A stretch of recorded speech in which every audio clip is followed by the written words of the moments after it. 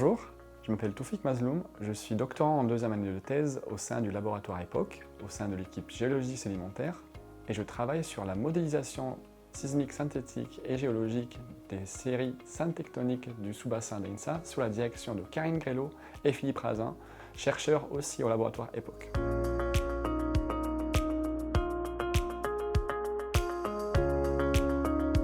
Mon sujet de thèse porte sur la modélisation sismique synthétique des séries syntectoniques du sous-bassin d'INSA. Et l'objectif global de la thèse, c'est de l'amélioration de l'interprétation des images du sous-sol afin de construire des modèles géologiques 3D ou 2D plus contraints et plus efficaces et plus précis du sous-sol.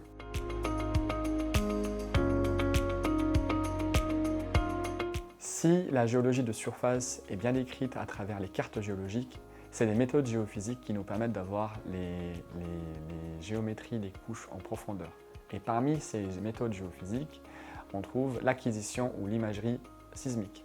Alors, le principe de cette technique repose sur la même chose que l'échographie, c'est-à-dire qu'on va envoyer des ondes, on va appeler des ondes sismiques, à partir d'une source.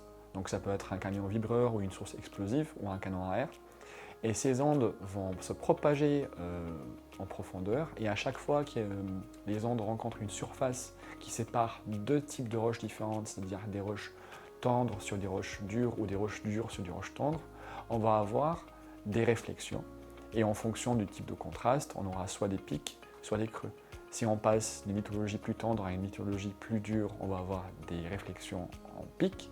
Et si on passe d'une roche plus dure à des roches plus tendres, on va avoir des réflexions en creux. Et c'est en assemblant ces différents pics qu'on peut avoir une image du sous-sol. Malheureusement, ces images présentent quelques limites dans la résolution verticale. C'est-à-dire que selon la fréquence d'acquisition, c'est-à-dire la fréquence d'envoi et le type d'onde qu'on envoie dans le sous-sol, on va perdre une sorte de résolution dans l'image et on ne pourra pas imager le sous-sol dans ses détails. Généralement, dans les fréquences utilisées autour du monde, chaque réflexion sur une image sismique représente une couche qui fait à peu près 10 à 20 mètres. Et c'est très difficile de représenter des couches qui font moins de 10 mètres sur une image sismique qui va en profondeur. C'est dans ce contexte que s'inscrit mon projet de thèse qui consiste à améliorer l'interprétation des images sismiques à travers ce qu'on voit à la surface.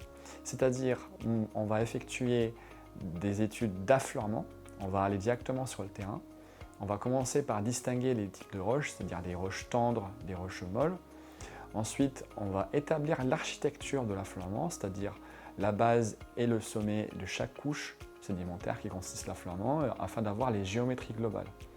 Ces géométries vont me permettre de construire des modèles et des transects géologiques qui, eux, seront la base pour la suite pour construire des modèles sismiques synthétiques de l'affleurement. On va imaginer si cet affleurement était enfoui dans le sous-sol, quelle sera son image sismique. Et cette image virtuelle sera comparée avec l'affleurement en direct pour voir qu'est-ce qui a été imagé et qu'est-ce qui n'a pas été imagé. Et donc ça va nous permettre d'établir des indices de présence ou pas de certaines couches qui ne seront peut-être pas présentes sur l'image sismique synthétique.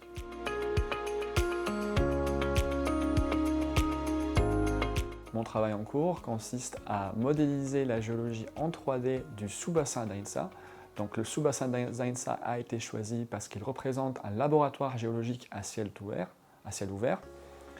Dans ce sous-bassin, on va trouver des architectures complexes, des plissements, des failles, des décalages de couches, des discordances, donc des complexités qui sont très intéressantes à modéliser pour les comparer ensuite avec des bassins enfouis qu'on ne voit pas.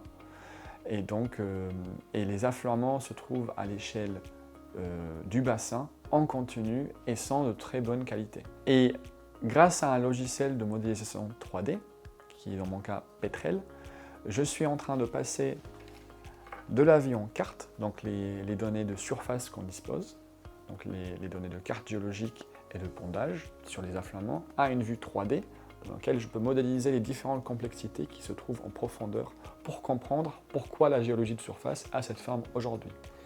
La deuxième étape consistera à transformer ce modèle géologique 3D en un cube sismique synthétique 3D qui va porter les signatures de ces complexités géologiques et qui va me permettre de les comparer avec des images sismiques réelles issues de bassins analogues ailleurs dans le monde. Et c'est à partir de ce modèle 3D que je pourrais tirer des indices de présence ou pas de ces difficultés ou de ces complexités géologiques dans ces bassins analogues.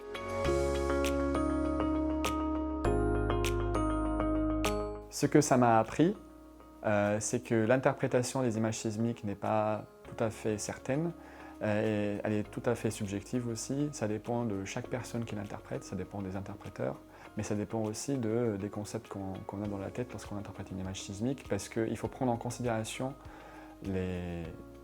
la résolution verticale de ces images, qui peut cacher parfois des complexités, et sans une connaissance dure du terrain et du contexte géologique, on peut se tromper durant l'interprétation. Et il existe aujourd'hui plusieurs cas où des scientifiques ou des industriels se trompent en interprétant des images sismiques juste parce que la géométrie des réflexions qu'on voit sur les images est trompeuse.